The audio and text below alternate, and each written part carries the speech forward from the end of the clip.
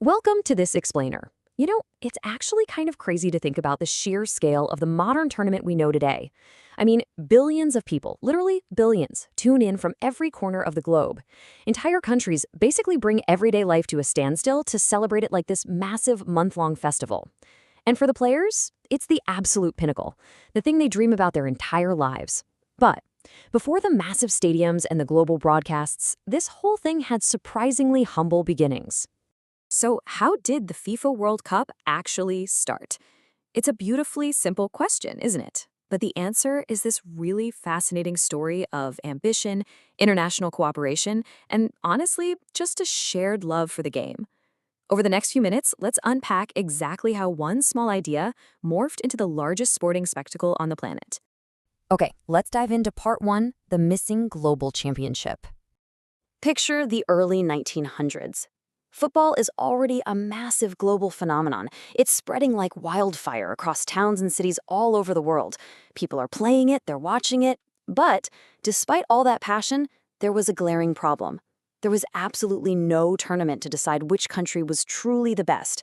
You had great local teams, sure, but no definitive ultimate test. So, to solve this, an organization named FIFA was founded in 1904. Their visionary goal? To bridge borders and bring countries together through international competition. Which brings us to part two, FIFA and the big dream. Now, to actually change the sport forever, you need a monumental vision. Enter FIFA president Jules Rimet. He had a remarkably bold idea for the era, a tournament where national teams wouldn't just play friendly matches, but would actually travel across the globe to compete for undeniable glory.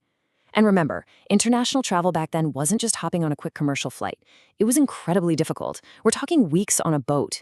Yet it was Rimet's singular, unwavering vision that set the stage for a true global showdown. Let's look at part three, 1930, the first World Cup.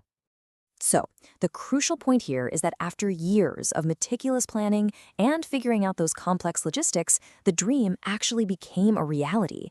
In 1930, FIFA announced the very first World Cup, and Uruguay stepped up to host. But here is a delightfully surprising fact. Despite its massive scale today, that very first global championship kicked off with only 13 teams. Just 13. It required a massive leap of faith and a grueling boat journey for the European teams, but those 13 teams accepted the challenge and paved the way for history. And that inaugural final, it came down to the host nation, Uruguay, facing off against their fierce rivals and neighbors, Argentina. In front of this roaring, incredibly passionate crowd, Uruguay emerged victorious.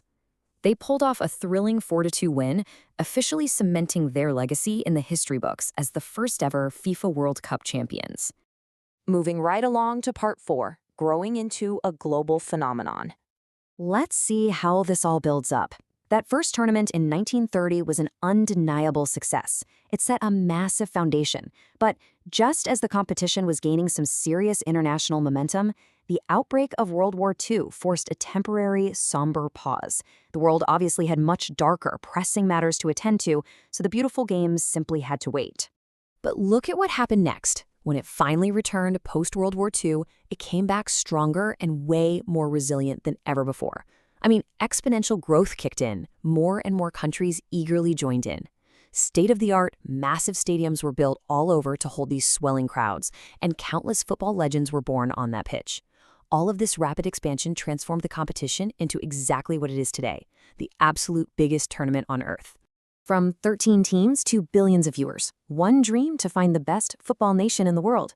It's truly remarkable how one man's bold idea and a handful of teams taking a literal leap of faith across the ocean evolved into the most watched spectacle on the globe. So here's a thought to leave you with. What ambitious, maybe overlooked ideas are being born right now, today, that will capture the imagination of billions a century from now? Thanks for exploring this history with me on this explainer. Keep learning, and I'll catch you on the next one.